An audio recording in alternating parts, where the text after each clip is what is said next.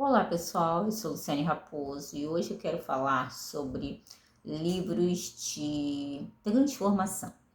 De modo geral, nós ouvimos sempre falar em livros de formação, em romances de formação. Existem até expressões da literatura próprias para isso. Então, um dos mais famosos, por exemplo, de língua inglesa, é David Copperfield. É declaradamente um romance de formação. O pequeno David que nasce numa certa condição, que ocorre uma situação muito grave, ele se torna órfão e a partir daí ele precisa constituir um novo tipo de vida, ele precisa reconfigurar tudo, ainda sendo criança, enfrenta uma série de dificuldades até que ele chega numa espécie de porto seguro com a tia.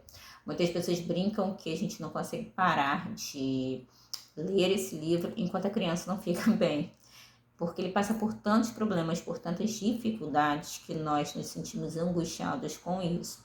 Isso é um romance de formação, mostra às vezes desde o nascimento, às vezes até antes, quando é formada a família, mostra as vicissitudes muitas vezes na infância, na adolescência, na juventude, em alguns casos chega até mesmo ao tempo da velhice.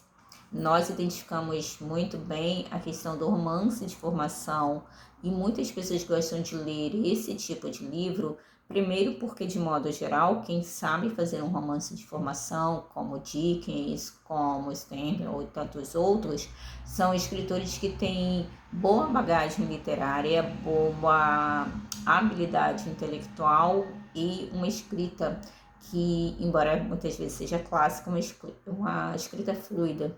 Então, isso é muito favorável. Outro livro que nós poderíamos falar mais ou menos sobre formação é o Conde de Monte Cristo, que está ali na minha outra estante. Mas ele já pega o personagem praticamente adulto. Ele é bem jovem ainda, mas ele já é um jovem adulto.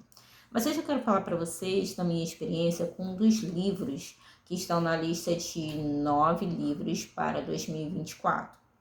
Quando eu fiz essa lista em dezembro, eu fui associando livros que eu tinha vontade não só de ler, mas também de reler.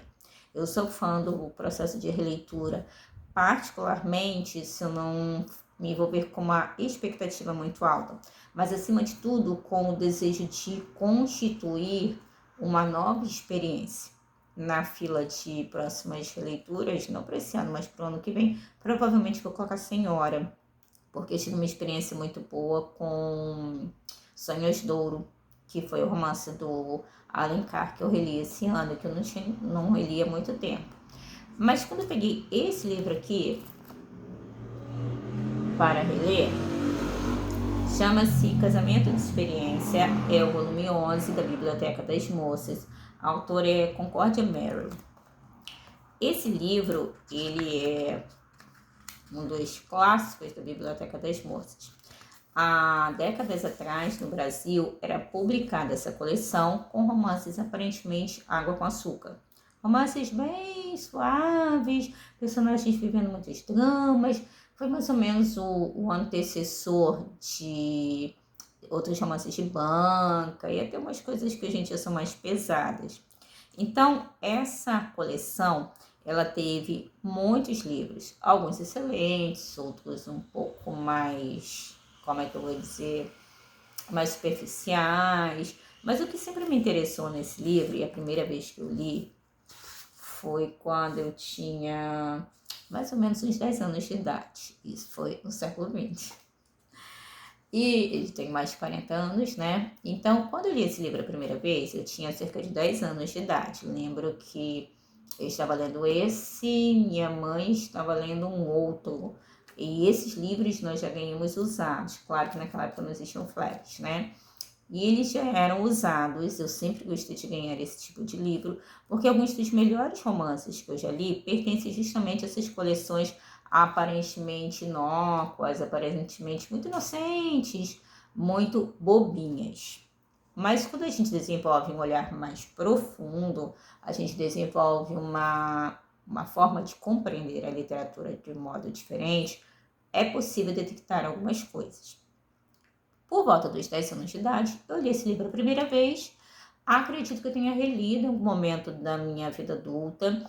E depois que eu me mudei, eu conservei esse livro e alguns outros dessa coleção, outros foram doados. E depois que eu mudei, o desejo de reler esse livro voltou. Eu sabia mais ou menos como era a história. É a história de um rapaz que foi criado pelo tio. O tio dele tinha uma empresa de exportação e importação de produtos. Então, eles compravam produtos do Oriente, isso nas primeiras décadas do século XX, até os anos 50. Esse livro foi publicado em 1960 no Brasil, então, uns 10 anos antes, mais ou menos, deve ter sido publicado no exterior. E esse personagem, ele é criado por um tio, o tio dele só pensa em negócios, e no começo do romance diz que ele foi contrariado em tudo. Então, quando ele herda algum dinheiro da família, do pai, da mãe, né? Ele vai para Londres e durante 4 anos leva uma vida de dissipação. Ele só pensa em beber, comer, namorar, jogar, sair com os amigos, e ele cria uma verdadeira corte ao seu redor. Quando o romance começa, ele acaba de constatar que está falido aos 24 anos. Só que os amigos dele não sabem. Ele está se preparando para um jogo de polo. E aí, com muita coragem, ele conta aos amigos que não são tão amigos assim, eles se afastam. E ele fica tão furioso que ele participa do jogo, mas aí ele sofre um acidente, machuca o pé. E quando ele é levado para casa pelo funcionário dele, pelo único empregado que aparentemente ficou do lado dele, aparece uma moça dizendo que era empregada da empresa do tio dele e que ele teria herdado a empresa porque o tio morreu e deixou para ele, porque ele era o único membro da família. E logo depois, aparentemente, uma pessoa está interessada em comprar porque essa empresa está indo à falência. Só que a empresa não está indo à falência. Por conta disso, ele cancela essa ideia e acaba se envolvendo com a empresa e com a moça. Só que ela é extremamente séria, metódica, responsável, ele é extremamente infantil, imaturo e petulante. Então ele acha um absurdo gastar tempo com essas coisas, só que ao mesmo tempo ele acaba se sentindo atraído pela capacidade que ela tem de dar valor às coisas, dar significado.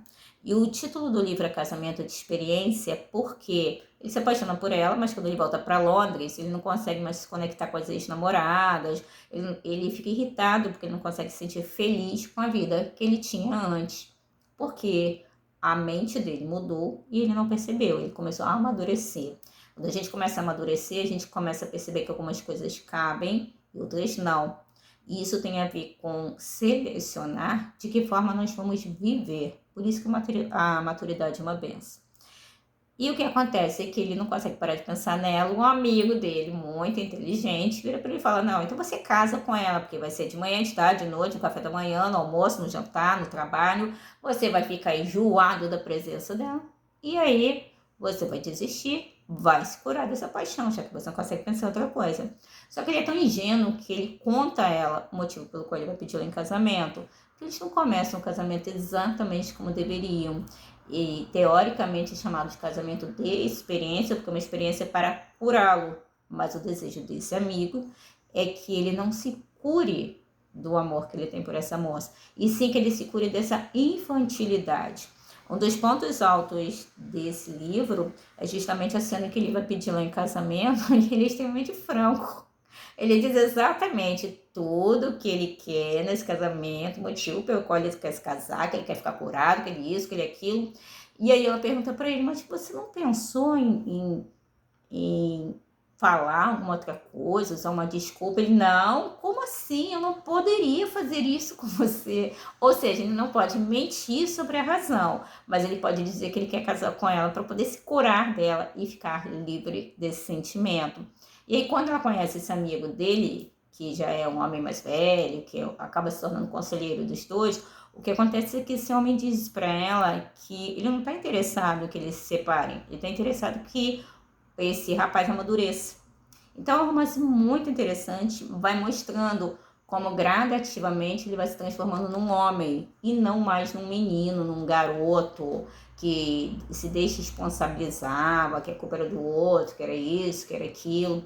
É um romance muito interessante, um romance curto, ele tem 224 páginas, a tradução é bem tranquila, tem cenas muito interessantes e eu chamo de romance de transformação porque os personagens já são adultos, teoricamente, mas ela é extremamente inexperiente em termos amorosos e ele é extremamente incompetente em termos de moralidade, em termos de tato, digamos assim. Ele vai lá e fala.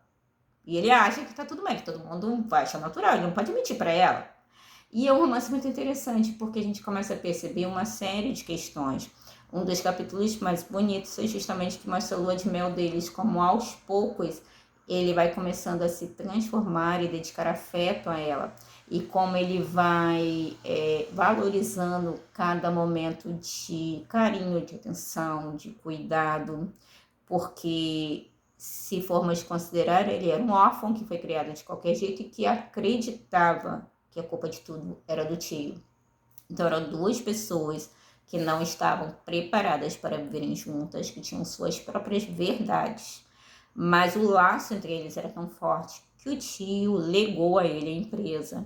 E é um romance de transformação, mostrando que as nossas transformações podem ocorrer a qualquer momento.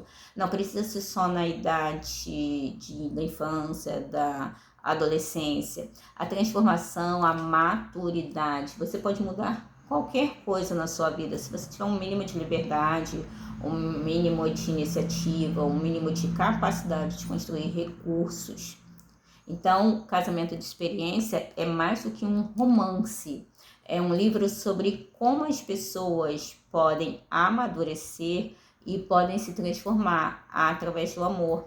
E principalmente o quanto ser honesto com os próprios sentimentos, mas acima de tudo, esforçar-se para que esse sentimento dê frutos, ainda que no caso dele seja meio desastrado, é significativo.